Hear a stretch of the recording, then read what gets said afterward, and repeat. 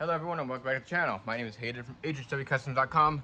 Today I'm talking about something new I'm releasing. So as you guys know, every single Friday I release something new, usually a chassis, so it's an interior, a base, sometimes it has engines and stuff like that, and this is one of those cool occasions.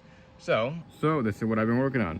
This is the revamped design for the 55 Gasser. This is a Pro Street style base. You can see the wheels are, a little lower, and the car sits a little bit more street style a little bit. That's why I call it the Pro Street edition of this base. And essentially what this is a big engine, a detailed interior. It has a roll cage and a little bit of extra details in there. With it being a revamped design, all I basically did was I added a couple little more details in there, so some fun stuff to paint, and I made it all one piece. So if you guys are familiar with my work from, I don't know, about a year ago or something like that, these were released beforehand, but they were all separate pieces. So the engine was separate, the base was separate, and the interior was separate. And that main idea for that was, hey, you're gonna have fun painting it and do like a chrome engine, and you could do a black base, and you don't have to mask off or tape some stuff as much. That was my original idea, but a lot of people don't seem to really like that, if I'm being honest with you.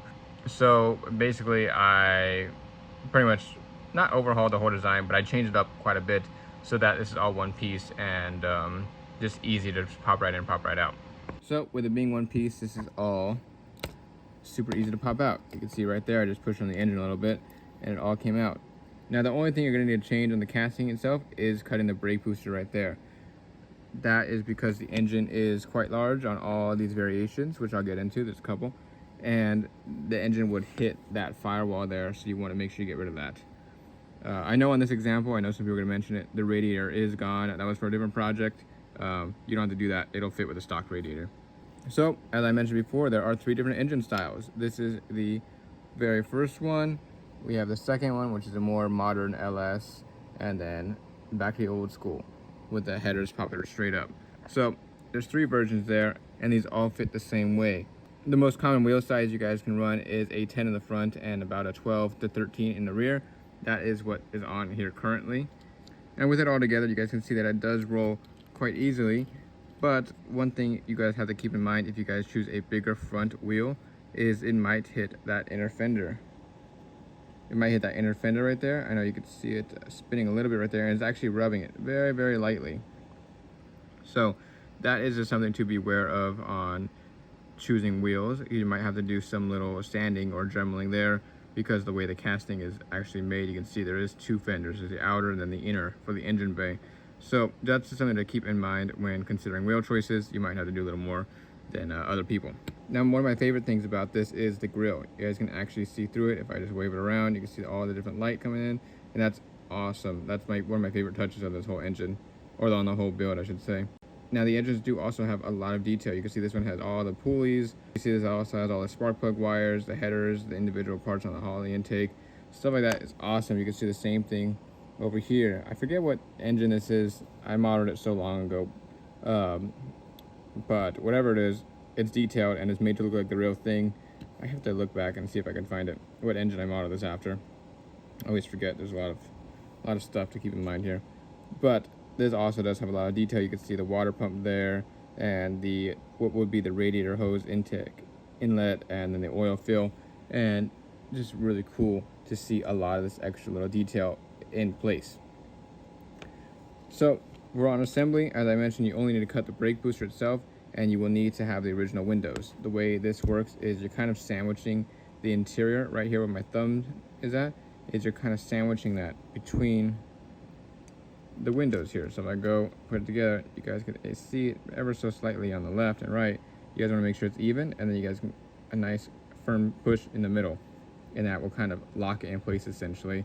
I mean, obviously you guys can do your rivets how you want, but that is how I keep them in place right now. You can see shaking it pretty crazy, and it's not coming out because it kind of like locked it in with the windows. And if it does pop out like that, you can just go ahead and realign it. You have to lift up the left side and then push it back down in the middle. Push it back down in the middle, and boom, back in place. So these have a pretty detailed interior. From when I first released them, we have the 55 dash on there, a custom steering wheel, and one of the things I added, which I really like, is the shifter. This is actually a sequential shifter from, I believe it was my 83 Silverado drag base release I did, where this was actually modeled first. So I went and dragged that into a lot of my other stuff. I think it's pretty cool. We have a fire extinguisher, and of course the bomber style seat. These are super cool, and those seats are super cool. I really do like the way they came out. And another thing I added, which hasn't been made before, was the wheelhouses itself. You can see that is made to look like made it look like pressed steel there, with the little lines there for strength. And I think it's gonna be cool if someone goes and actually paints that up, the aluminum or steel, whatever metal look.